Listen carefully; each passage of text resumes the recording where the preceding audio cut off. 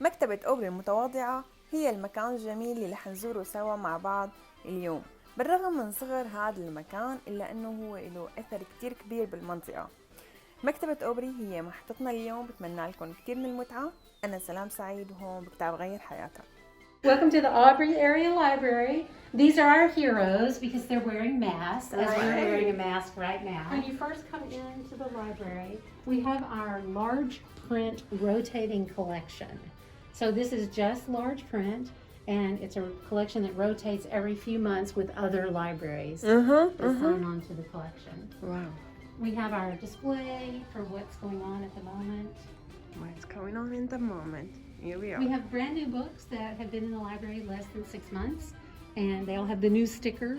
So if you're running in to get a book, if you're a fiction reader, all the fiction's right here. If you're a nonfiction reader, the new nonfiction's here. My name is Kathy Ramsey. I'm the library director here at the Aubrey Area Library in Aubrey, Texas. Yes. It's nice to meet you here, Kathy. So, how long you have been here? Well, I have been in this library for 17 years. 17 years? Yes, I love it. Wow. And you love it? I do. I love providing services to the public. Books and stories are designed to expand your mind and help you laugh and cry with the world around you and teach you about other cultures and other places and ways to think about things. So I've always loved books. Right. And this is like my third career. Wow. So I was really happy to land in library land and be able to manage a great library. Land in library land. Look how great this sounds.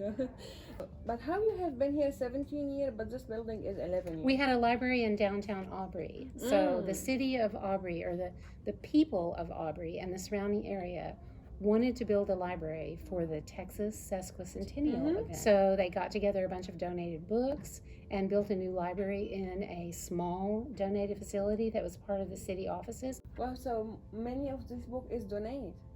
They were. Oh, not anymore? Not so much anymore. We now have a good budget for a public library, and we try to keep current materials and the things that people are asking for and that they want to read. Great. And people here is really reading?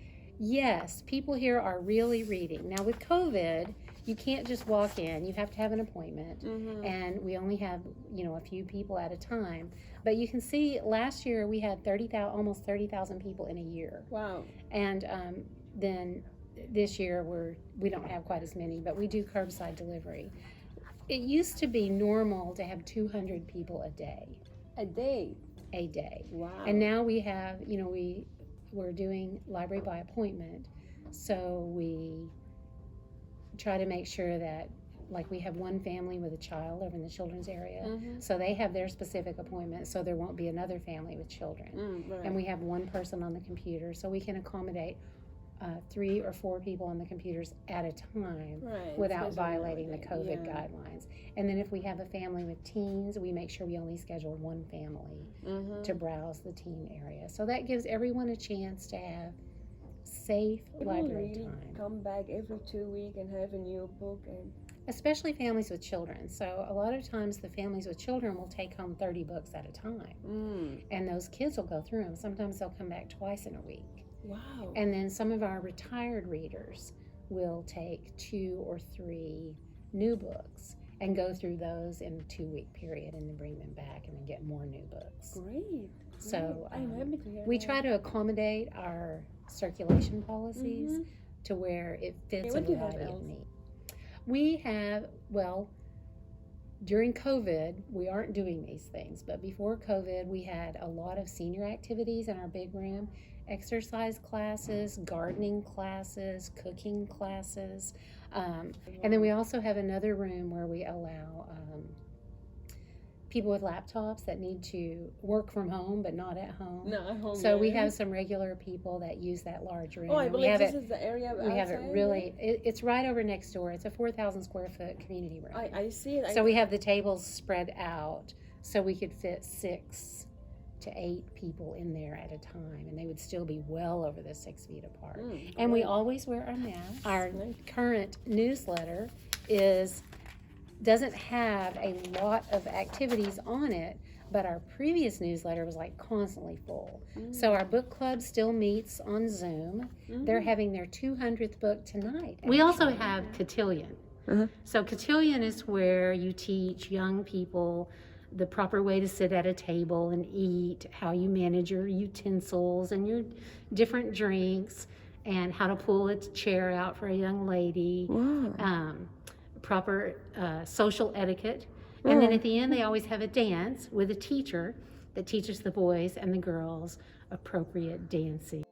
We've just produced a story on signs, like political signs, that we're going to put out on the walking trail today, so you can walk around the library and read a story with your family, just by walking from panel to panel to panel. And the funny thing about public libraries is the more the economy struggles, the more people need and use their public libraries.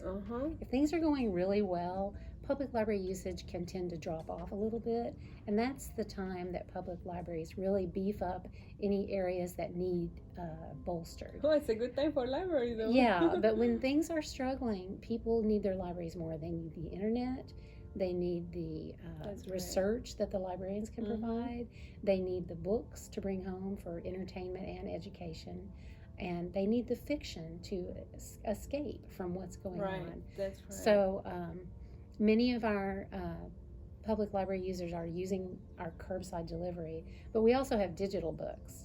So we have more and more, our people are learning to use the digital books, and we're teaching some of our senior citizens, they'll make a specific appointment to come in and learn how to get the books on their phone and get their account set up.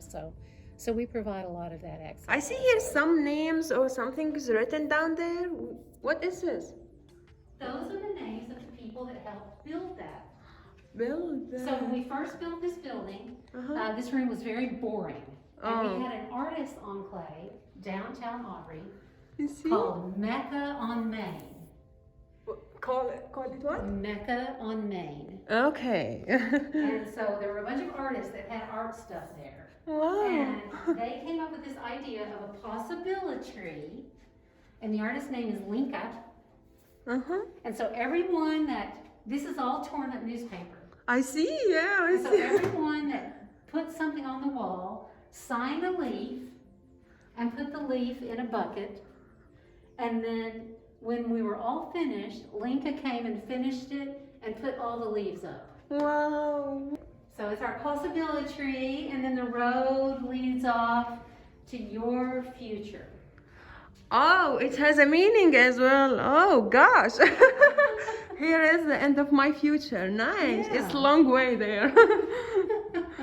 Thank you so much. It's so great to work with you here. I really appreciate it.